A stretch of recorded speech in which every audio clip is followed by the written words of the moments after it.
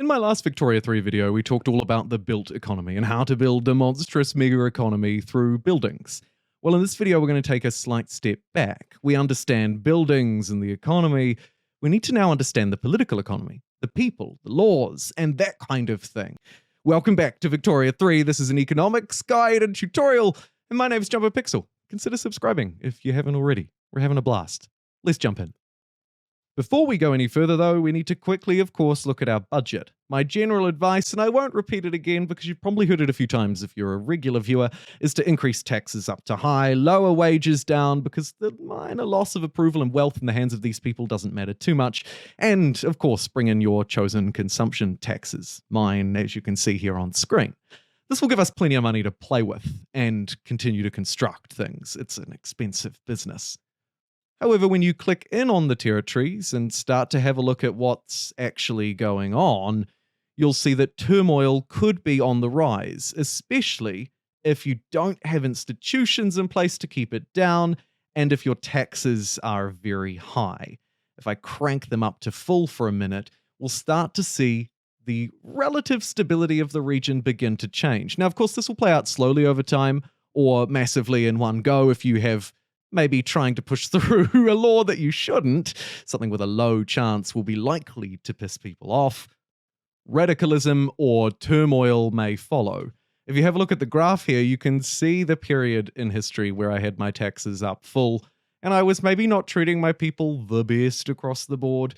This will increase radicalism and potentially make your country far less stable, leading to revolution, but either way, leading to a population who are suffering a little bit. As you can see, there are all sorts of impacts on their standard of living. So the question then becomes, how can we keep our population happy, keep making money, and keep growing to greatness in Victoria 3? Let me show you some tips and strategies on how to do that outside of simply building more and scaling up through supply chains. First up, I'm going to navigate to the politics screen, and the one I want to get out of the way right at the start is your economic system. This one is obviously super important, and there are a couple of things that you really ought to avoid. Traditionalism should be moved away from as quickly as possible. You're limited in what you can subsidize, and this is just generally a bad place to be. Interventionism is much better. You can see here there are all sorts of abilities, but the main one being that different groups will start contributing to the investment pool, a portion of dividends collected from our populations, who are generally share owners in buildings, and this is used, or at least it becomes available to us somewhat, to use to invest in buildings and more broadly in the economy. You'll get a breakdown of where the funds will be used underneath here. So you can see at the moment through our interventionism economic system, we are able to use the increased revenue from it to build things like agriculture, plantation, ranches, mines, etc. Generally speaking, there are three good options here for you to choose from, and it tends to be the three in the middle: interventionist, agrarian, or finally the laissez-faire. Now, depending on which one you choose, you'll have slightly different impacts, right? You can see that loan interest rate here is low. So if you plan on going into debt, this is the one for you. Agrarianism allows you not to subsidize all buildings like interventionism, but it does let you do it to farms and provides a good amount of money from the aristocrats. And then, of course, we have interventionism. Lets us run the railways ourselves as the government, but more importantly, provides a lot of money into that investment pool. We can also subsidize anything that we like. As we're already on interventionism in this economy, I'm not too worried. But if you're looking at these and thinking, well, I don't really care too much about subsidies, the only thing I really want to know is which one will make me more money, then you should look at the groups that are contributing to the investment pool. You'll notice that interventionism caters to the capitalists, agrarianism to the aristocrats. And finally, we could really lean in on the capitalists here, or in a command world, anything goes. I would suggest you take a look in, hover over it for the tooltip, at these groups, and try and figure out which one suits your economy the best. Don't forget, if you navigate to the population screen and various other menus in Victoria 3, you can get a feel for the professions of your people, the makeup of your nation, or a detailed list at the different groups, so you can lean in and see who exactly am I influencing here with these capitalists, which interest groups will do better if I choose to support them, and fundamentally, what kind of jobs are we going to make? I have full tutorials on how to get a better grip over the laws, but very briefly, of course, you'll need to reform your government and ensure that you check these lists here, laws with government or movement support.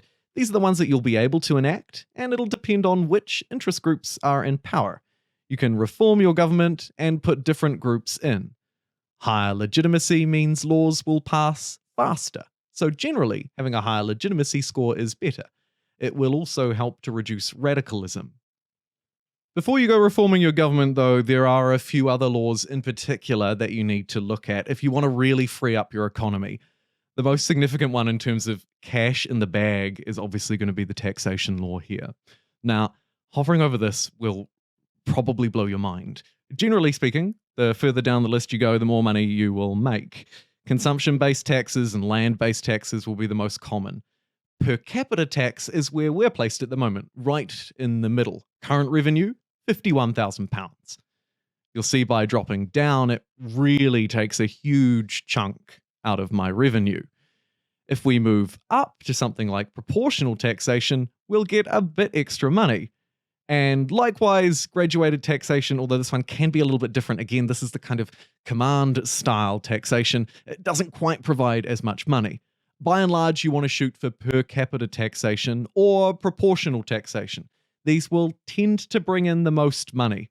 However, again, of course, take note of the different groups involved. Will the landowners want to introduce a land-based tax? I don't know. It's up to you. But by and large, move through to these two policies and you'll really unlock a lot of extra cash. Your trade policy as well will also be important. We'll touch a little bit more on trade in a second. Of course, it's not a building mechanism, so we should probably cover it here. You'll ultimately be able to choose if you want to open yourself up to free trade, more volume, cheaper trade routes, or keep your goods to yourself. The final thing to note on laws, though, is that as you change some laws, particularly ones, say, like policing or education, you'll unlock institutions. Here, for example, we have one already, the law enforcement institution. These institutions can be used to make you more or less money, although often it's not in obvious ways. If you're taxing people a lot, for example, you may find turmoil becomes a problem, in which case you might want to unlock law enforcement through local police force or similar, and then head to your institutions and up the funding for that bad boy. Take a look, minus 60% state penalties from turmoil. All of a sudden, high taxes in 101 weeks won't matter so much. And while the human rights laws may not apply to every nation, depending on who you start as and the kind of balance of power you have, it's important to note that they can unlock workable populations. For example, they can introduce more women into the workplace, giving you a larger labor force. Freeing people from slavery could also provide them a better quality of life and allow them to contribute to the economy in a more meaningful way. One of the big final things for us to cover then are diplomatic actions. Now, oh my god, I thought I was Spain and I was getting invaded. Now, one of those for us to cover will be trade. Trade's a massive one. Navigate to the market screen and trade routes, and firstly, you'll probably have some that you don't need to be using. We'll of course need ports to supply convoys if we're looking to trade by sea, but more generally you'll get a feel for the different trade routes here and the supply of goods. Don't forget, we can get rid of stuff to increase the domestic price. Or we can bring goods in to reduce their price. Import and export routes. Use this to your advantage. If there's something that you have too much of in the economy, say you navigate to your market screen, filter by market price, notice that you've got a whole load of sell orders, not enough buy orders, or vice versa, you can use trade routes to fix that. It can be a quick and easy fix where buildings simply won't do. For example, sir, we need porcelain. Well, let me get an import route and we'll bring in some Ottoman porcelain, and that will fulfill that demand and, as you can see, instantly reduce the price within our market, making the good more accessible for people.